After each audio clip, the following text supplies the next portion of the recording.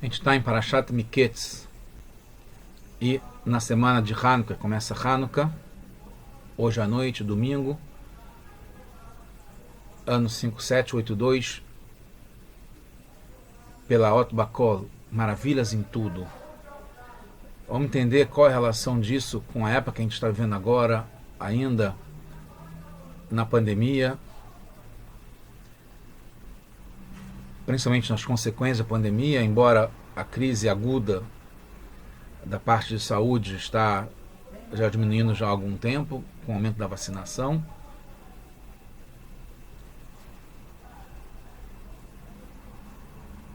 E qual a relação com a Parashá Miketz, que fala sobre sonhos, já desde a semana passada, e principalmente nessa semana, os sonhos que permeiam a Parashá, e tem tudo a ver não só com essa que a gente está agora, como a história do mundo. Então a pergunta é se é tudo um sonho, e a outra pergunta é se somos bipolares. O que é bipolaridade? O que é uma certa esquizofrenia? Viver duas realidades opostas com extremos enormes em pouquíssimo tempo. Às vezes no mesmo dia ou até mesmo numa hora. Então a resposta é que sim, vivemos um sonho. E a questão é como lidar com um sonho. Yosef, como está na Parashá, e na semana passada também, sabe interpretar os sonhos. É difícil interpretar os sonhos, não deve se tentar em casa, porque realmente tem um conhecimento e um nível de espiritualidade e de sintonia importante para conseguir. Não é uma coisa trivial. O sonho realmente tem uma mensagem, não só uma mensagem, tem uma forma, um approach, uma abordagem de como lidar com essa situação.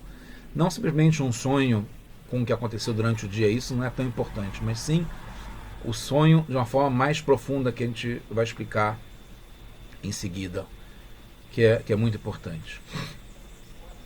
Então, já dando o punchline, a resposta final é que o exílio, a galut, o sofrimento, a crise está ligada ao sonho. A gente sempre pensa sonho como uma coisa positiva, não só o sonho de comer em Hanukkah, como sonhar acordado, ou isso é um sonho, como uma coisa boa, mas no fundo o sonho, se a gente não sabe interpretar, ele é muito ruim. E ele é o exemplo e o significado do exílio, do sofrimento, da dificuldade. E é como foi criado o mundo, está embrenhado no mundo, o sonho, que são esses extremos. A gente pode ver nessa imagem seguinte, que está ligada com a bipolaridade, com os extremos, com a frequência, com a onda, né? Praticamente tudo no mundo é uma onda, está ligado com a luz, né? A luz é uma onda, né? Com uma frequência, essa é, se não me engano, a frequência da luz azul, né? Com um comprimento de onda, com uma altura de onda, com um ciclo, né? Uma frequência, né? Com esses picos e vales. Isso é explicado, né? A gente já falou várias vezes, não vou entrar muito nesse assunto, mas todo o assunto de dia e noite, né? São esses extremos, essa oscilação que é todo dia, né? O movimento do Sol, o movimento da Terra, o movimento da Lua, a Lua mais especialmente do que o Sol, porque tem também uma oscilação durante o mês, né? Que é mais, ela vai crescendo, nova, crescendo, cheia, minguante, nova e assim por diante. O ciclo do relógio, do tempo também, o ciclo da respiração, o batimento cardíaco, né, que está ligado com a saúde, então tem vários, o celular, a tecnologia, o computador, tudo trabalha com ondas. E está por dentro de tudo. E a ideia da onda, que é esse mundo, do jeito que ele foi até agora, só com essas oscilações, com esses contrastes, com esses contrários, com essa convivência de euforia e depressão, né? O ciclo da economia também, que é muito claro, o ciclo dos investimentos, da bolsa, do dólar, das ações, mesmo que seja uma espiral crescente, né? Que vai se valorizando, mas tem uma oscilação na própria valorização, né? Tem uma tendência, um viés para cima, mas mesmo nessa tendência, às vezes está 5.4, 5.1, 4.9 não tem ficado, né? 5.02, 5.7. Então tem uma variação mesmo na subida, ou na descida também tem uma variação. E já dando a resposta final, é que sim, a realidade, o mundo é um sonho que significa a convivência de opostos, né? Um elefante voar, né? O correr e não sair do lugar, como acontece frequentemente nos sonhos, né? Realidades absurdas, parece que é real, mas é absurdo. Então esse contraste, esse é o sonho, é a nossa vida diária. E a sabedoria, o conhecimento que é fundamental, isso só por isso já vale. E é uma ciência que tem que ser internalizada para cada um, não é fácil, que é um trabalho, a gente pode saber, mas tem que estar o tempo todo aplicando isso, que é equalizar essas diferenças. Não é ser um gráfico plano, mas entender que está no mesmo quadro, como está aqui, o mesmo quadro, esse pico de subida e de descida, a noite e o dia, dormir e acordar, faz parte do dia, faz parte desse quadro. Tem essa alternância, mas é um quadro só, é uma vida só, é uma relação com Deus só. No momento de tristeza, no momento de alegria, numa festa ou numa obrigação, numa deixar de fazer alguma coisa e fazer alguma coisa. Por exemplo, ter alegria, por mais que estranho que possa parecer, uma sensação de tranquilidade, de conforto, mesmo no momento de aperto, porque a gente está conectado com Deus em qualquer situação, e com certeza mais facilmente quando é um momento de alegria, com uma notícia boa, etc. Inclusive, equalizar no sentido de a onda tem esses picos de subida e descida, mas está de uma forma agradável e tranquila, e de paz, de unicidade, né, de Hashem errado, o Shmo errado, de Ein Od Milvado, que não tem nada além de Hashem, que Hashem é um, que está presente, a ideia da diferença do um para o único, né? Porque o único é um só, então é a linha flat, né? E o um alterna, integra e engloba o 1 e o 0, né? O positivo e o contrário do positivo, para cima e para baixo, para frente e para trás. Isso tudo a gente conseguir integrar, enquadrar, englobar, moldurar essa situação, como Yosef é o clássico, é o grande expert nesse assunto, ele consegue, ele dá o enquadramento, né, para a foto, do jeito que ele quer ver a foto, o filme, como ele quer ver, né? Ele percebe desde o começo que ele não foi vendido para o Egito, ele foi numa missão para o Egito. E é isso que ele vai interpretar e vai provocar e vai conseguir mostrar como, mesmo para o Paró, que é o rei da Esclipota, o rei da impureza, né, que também está ligado com a Kedushá muito, muito elevada, mas no caso, ali no Egito, ele era o máximo da impureza, né, de uma terra que era promíscua já há muito tempo, né, desde Abraham, pelo menos, que ele não pôde nem ficar lá com a Sará, depois de esclarecido o assunto. O faraó, o Yosef consegue interpretar os sonhos do faraó, que é o tema dessa paraxá e dessa nossa sirá, que o Rebbe falou, faz parte do projeto desse rota dessa semana, que é o volume 15. O Rebbe falou isso em 1970 e pouco. Então, o Yosef consegue interpretar e dar a solução, e isso salva o mundo inteiro. Isso ninguém conseguia interpretar, e o Yosef fala sobre isso.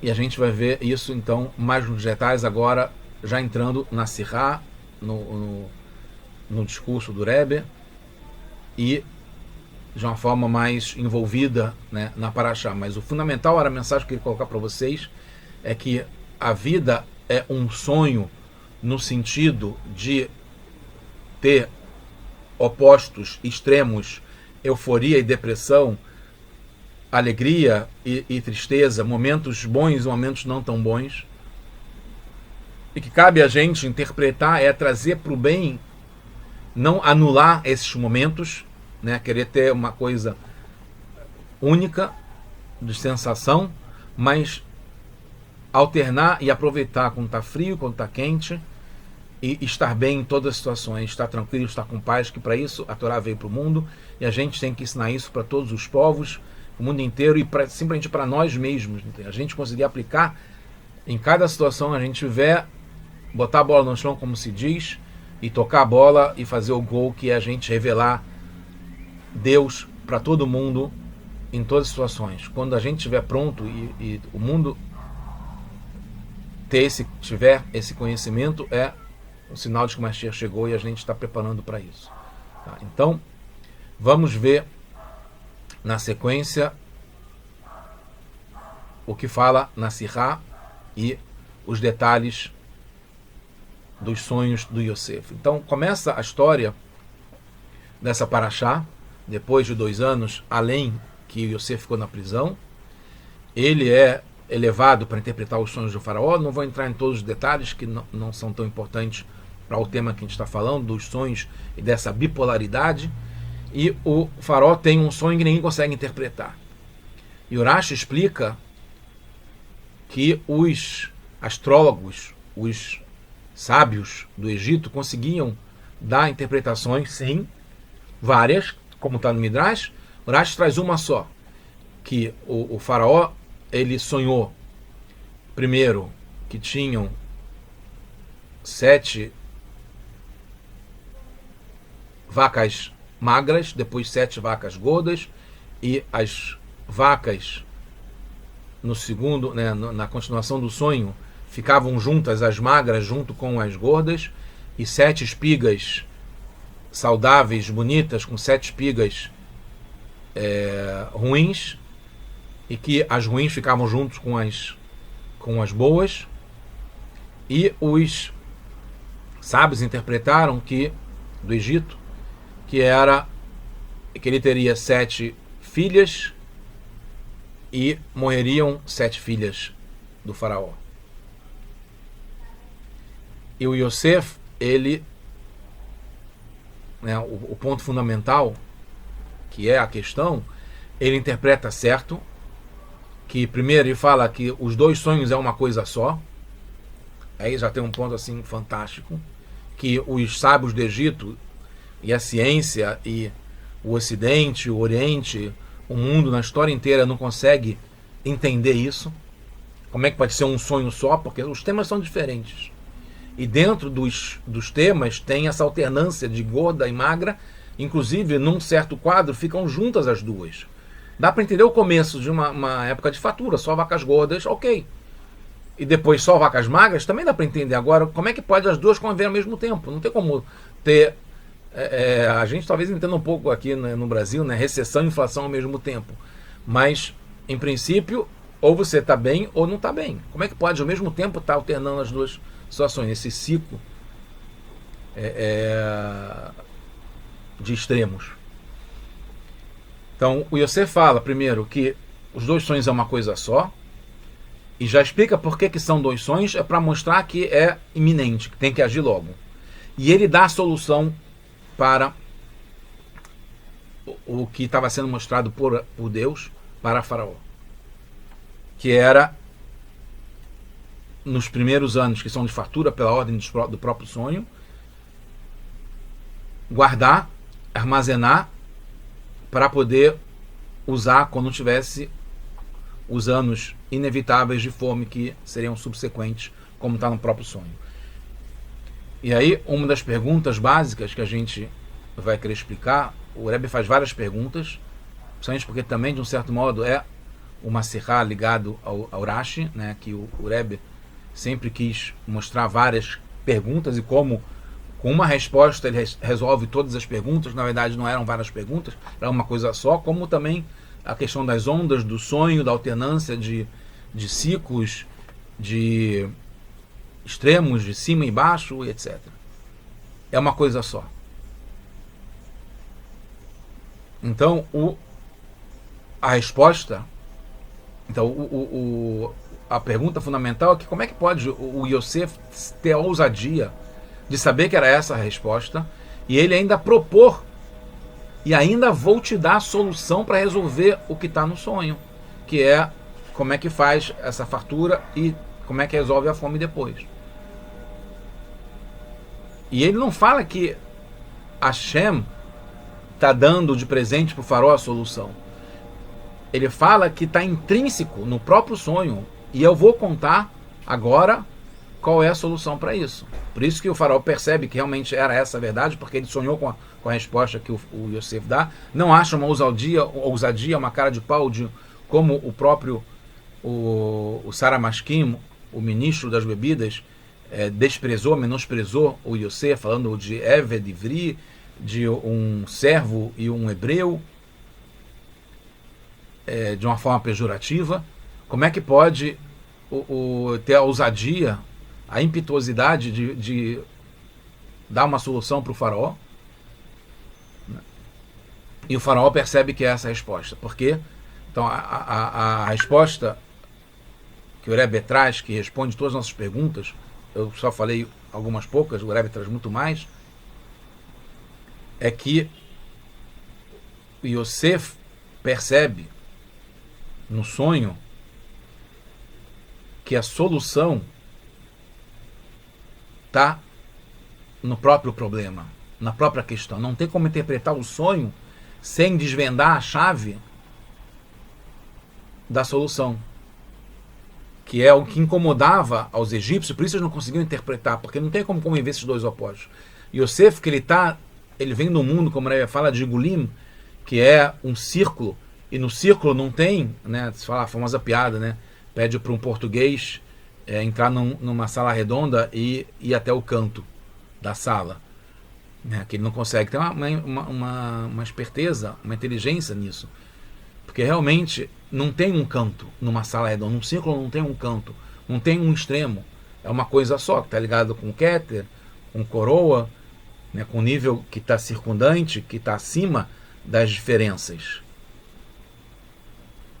Não é que não tenha diferença, é que ele está acima, ele consegue perceber e agrupar, englobar tudo, e isso dá tranquilidade.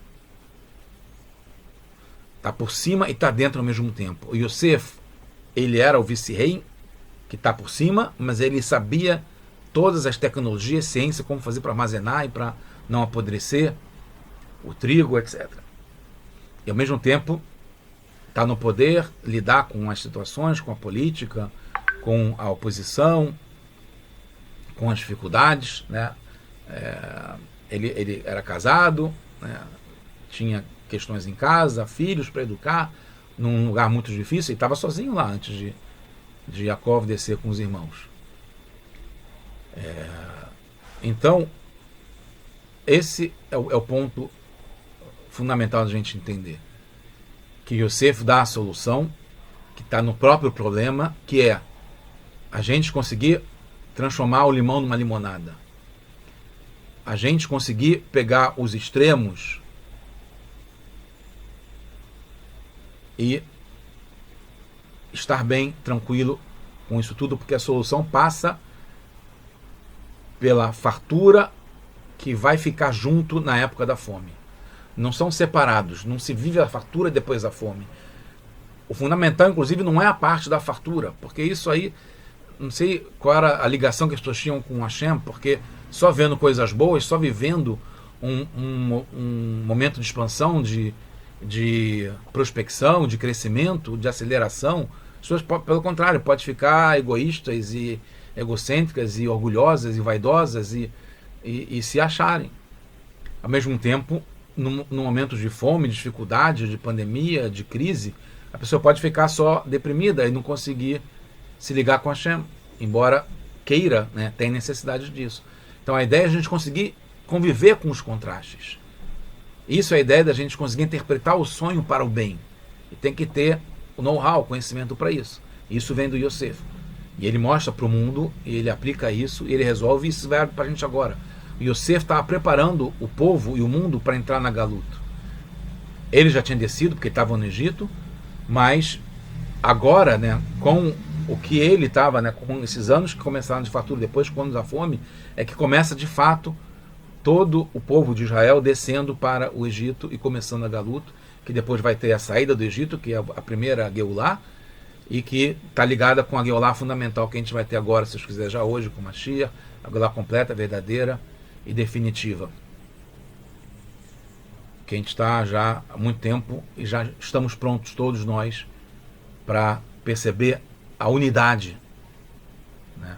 Hashem Echad, o Shmo Echad, em toda essa loucura, nesses picos, nessa bipolaridade do mundo e em nós mesmos. O Rebbe traz como exemplo prático como é que pode, na nossa vida prática, né, a gente está rezando ligado com Hashem, no dia seguinte a gente está no mundo trabalhando. Eu, por exemplo, hoje estava assoberbado de trabalho, né, período de Black Friday, de vendas, de logística, de entregas, de pedidos, e lidando com o mundo. Eu também me chamo Yosef, e eu falei, não, né, virando a noite, trabalhando praticamente, parei para poder dormir 1 hora e pouco, e depois ir para Tefilá, e para reza, e depois da reza voltar. Na verdade ainda tem uma ordem, continuando ainda na santidade, de estudo, de fazer brachot e se alimentar, ligado à ordem diária, e depois voltar e trabalhar mais um pouco, até chegar no momento de crise, não aguentar mais, vamos agora focar na aula, estudar e transmitir e fazer com que as pessoas possam lidar bem com essa alternância, com essa oscilação, com esse contraste, esses ciclos que está ligado com o sonho. Inclusive a gente fala no Terrilim, nos Salmos que a gente lê, todo Birkat Hamazon, Shir HaMa'alot, está ligado com a história do Yosef com Yaakov, tem aulas fantásticas falando sobre isso. E nestes Salmos, David Amélia fala que aí no Keholmim, a gente era como sonhadores. A gente estava num sonho, né, antes de chegar a Mashiach, porque tinha esses contrastes que eram inevitáveis, eram inerentes à realidade, porque é assim que Hashem criou o mundo, né, criou o mundo já com Erev e Boker, com noite e dia, inclusive começando pela noite, e trazendo a luz, e inclusive ligando com Hanukkah, a gente está agora em Hanukkah, né, a luz, como eu falei, que é o fundamental de Hanukkah, que está ligado no primeiro dia da criação, que a primeira coisa que criou foi a luz, né, que está ligado com essa alternância. Quando Hashem criou a luz durante a noite, estava definindo essa alternância que ia ter no mundo, mas também a solução, que está ligado com Mashiach, que já tinha no primeiro dia, no primeiro momento do mundo, que parava sobre o mar, assim como vai parar sobre o mar inteiro, né, a água cobrindo o mar inteiro, do mundo inteiro, sabendo, conhecendo Hashem, percebendo que Hashem é errado em toda a situação.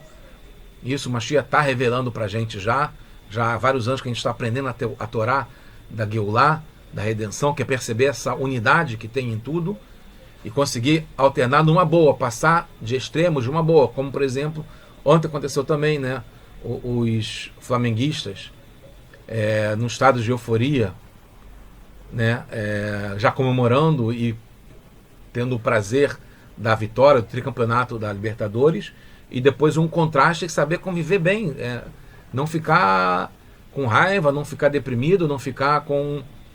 faz parte, tá? Eu posso falar, não é com distanciamento, né, de outro torcedor, de outro time, outra torcida que tem um pouco de querer zoar e querer provocar, não é essa ideia, não é essa a minha ideia, embora a gente fale que nosso time é só Tzivot Hashem, porque o Tzivot Hashem engloba o mundo inteiro, né? São todas as cores, são todas as, no sentido positivo, são todos os povos, né, fazendo parte do exército de Hashem, percebendo Hashem e tudo que tem no mundo. Então, para concluir, né, eu pulei bastante coisa, dos detalhes, mas eu preferi para a gente poder falar mais por fora, sem entrar nos detalhes, para a gente não se perder, porque um dos princípios, né, do sonho e da vida no exílio são esses múltiplos detalhes que a gente tem que aproveitar para o bem, mas que a gente às vezes se perde, porque tem esses contrastes e a pessoa fica afundada nos detalhes e não consegue perceber que tem uma unidade, que tem um quadro geral global em tudo. E o gênio, o inventor, o sábio, o profeta, o interpretador de sonhos como Yosef, e está ligado com o Rebbe anterior, Yosef Yitzhak, o Rebbe Yosef Yitzhak, que é chamado por Mashiach, o Rebbe o tempo todo falou e se anulou para o Rebbe anterior como nascido reino, como o líder da nossa geração, e ele interpreta e ele conseguiu trazer, ativar o judaísmo para o mundo inteiro nas situações mais extremas de holocausto, de revolução comunista, de gulags, de crises, e ele conseguiu dar essa tranquilidade, a gente conseguir passar ileso, pelo contrário, perseverar e se frutificar e crescer e trazer o mundo cada vez mais perto de Mashiach. E o Rebbe conclui falando que a gente entende então por que o principal da solução do Yosef foi juntar, unir Yehud com Aleph, que está ligado com Echad, né? Que unificar dois opostos, que é a fartura com a fome, os anos de fartura com os anos de fome, porque justamente aí estava a raiz do sonho, que é essa convivência e harmonizar os extremos, que está ligado ao mundo do Zigulim, desse círculo que é antes da criação dos mundos, que já tem as divisões e os graus, né, o Shtalshelut, a corrente descendo de cima para baixo em sequência, que não permite englobar, né, é uma alternância de momento, noite, dia, a gente conseguir ter dia durante a noite. E é isso que Davi da Mena fala nos Salmos, Laila, Kayom e Air, que a noite vai iluminar assim como está ligado com a luz, e é Hanukkah, que durante a noite a gente ilumina, a gente acende a luz justamente na noite, que a gente equaliza, tem a noite e tem a luz. Não é que vira, ilumina como o dia, mas continua sendo a noite. A lua vai continuar, que é o astro que tem a noite, também durante o dia, como a gente já vê isso, e é um sinal, né, um símbolo da Geulah, que é convivendo no mesmo tamanho, o sol e a lua, os dois astros, os dois reis, com uma coroa única, convivendo, que foi a reclamação da lua, que a gente está até hoje consertando isso aí. Então, que a gente consiga já chegar nessa essência que está além das divisões e que justificou tudo que a gente passou, porque a gente conseguiu equalizar mais do que a gente estaria antes de descer para esse mundo. E aí eu queria terminar. O Rebbe fala assim: Beyom Ahu Yeh Hashem Echad, nesse tempo vai ser Deus um, assim como está escrito o nome de Hashem, Yud-Kei Vav-Kei, assim vai ser falado, que a gente não fala hoje. A gente fala Ador como nome, mas vai ser integrado como a gente fala e como está escrito. Foi justamente em Miketz Lamed Beit, Lamed Alet, em 1971 e 72, né? Porque foi no final do ano que o Rebbe falou isso. E a gente pode pensar no contexto que estava acontecendo no mundo nessa época, de bastante opostos, inclusive. Logo em seguida teve a guerra de Yom Kippur em Israel, que Israel saiu vitorioso, mas passou por um aperto muito grande e deu a volta por cima, como se está ligado com esse ciclo também virtuoso, né? Porque passou por uma adversidade para ter dado a volta. Chegou a descer e aí subiu E ficou mais alto que estava antes, né? Com o movimento da Guimará, que é o que a gente está vivendo. E agora a gente já está chegando no momento acima de Yamot HaMashiach, de paz para todo mundo. E eu queria terminar ouvindo uma história muito bonita. O Rav Sheis contou no Fabrinho agora com o Rav Jacobson, Abidon Jacobson, YY. Yosef Isaac também, não por acaso o nome dele é em nome do Rebbe anterior. Ele também tem uma capacidade muito grande de interpretar a situação, né, que não deixa de ser interpretar o exílio, a galuta e os sonhos que a gente está vivendo. Então, mas rapidamente o Rav Sheis conta uma história seguinte, que ele ouviu, né, que é contada em nome do Rabbi Hillel Miparitch, que é um Hassid que foi de vários Rebbeim, né, até o Tzemach Tzedek, e ele conta aqui uma mashal, uma fábula de alguém que ouve uma música sublime, impressionante, que tem uma afinidade muito grande com essa música num lugar, e alguém estava tocando e ele fica tão imerso e envolvido com essa música que ele acaba esquecendo de perguntar que música era essa, e o cantor, o tocador do piano, ele vai embora, o músico vai embora e ele não consegue perguntar. E ele imagina que é uma música que mais pessoas devem conhecer, então ele passa a frequentar os bares, todos os lugares do mundo, até encontrar alguém que tocasse essa música. E ele vai em vários lugares e ele não consegue encontrar. A história não tem um final feliz, mas é uma fábula, é uma metáfora. Ele acaba não encontrando a origem da música e como reproduzir essa música, só sabia o que ele tinha ouvido. E qual é o Nimshal disso? Esse é o Mashal. O Nimshal é que a gente, quando está lá em cima, a gente consegue ouvir a música de Hashem. Essa música, a música está ligada também com frequência, o som também é uma frequência, as notas musicais são frequências também diferenciadas, dependendo da frequência, do ciclo, do comprimento, da altura da onda, mais agudo, mais grave, etc. E a gente ouve a música sublime, e a gente fica bem, tem um prazer enorme, que a gente sente a divindade lá em cima. Quando desce para esse mundo, a gente perde a referência de que música era essa que a gente ouvia lá em cima.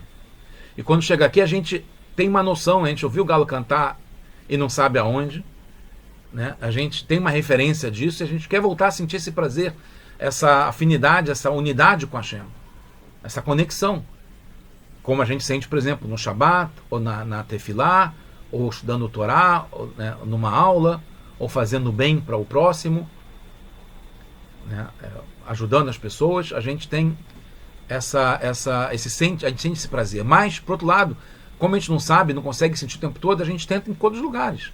As pessoas tentam encontrar essa unidade com Hashem, às vezes, lugar mais longe de Hashem, né, em momentos de mais, né, por exemplo, num estádio, num jogo, num dia que não era propício para isso, vai querer encontrar lá, acha que lá vai encontrar uma unidade com Hashem, o que a gente procura é isso. Toda alma vem aqui para esse mundo procurando encontrar aqui e fazer com que aqui tenha Hashem aqui nesse mundo e se tornar uma moradia para Hashem aqui embaixo, que seja agora já, e que a gente conseguindo encontrar, equalizar essas alternâncias de momentos, essa é a música que a gente tem que ouvir aqui nesse mundo. A gente vai ouvir, e o mundo inteiro vai ouvir essa música, que é a música de Mashiach, já no Bet HaMikdash, com os Leviim tocando e cantando, para a gente poder se entregar completamente para Hashem, viver essa unidade de Deus no mundo. Mashiach, Now, agora, Geulah, Amitit, Shleimah, redenção completa, para a gente já estar acima desses sonhos, no mundo da interpretação dos sonhos, que reúne, engloba tudo. Mashiach, Now.